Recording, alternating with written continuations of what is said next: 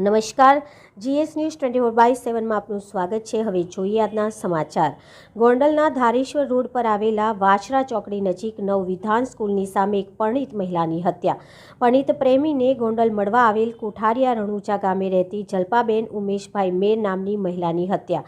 પરિણીત મહિલાના મૃતદેહ નજીક લેડીઝ પર્સ અને પાવડો જોવા મળ્યો। પાવડામાં લોહીના ડાઘા પણ જોવા મળ્યા। પ્રેમીના પત્નીએ મહિલાના માથામાં પાવડા વડે હુમલો કરતા મહિલાનું ઘટના સ્થળે નીપજ્યું મોત।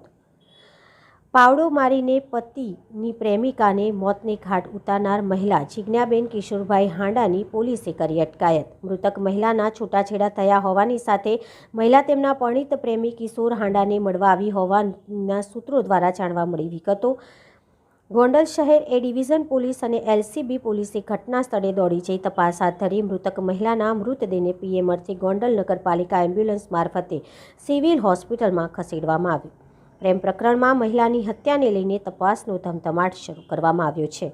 Reporter Amrutbhai Ranva, GS news 24/7 Gondal.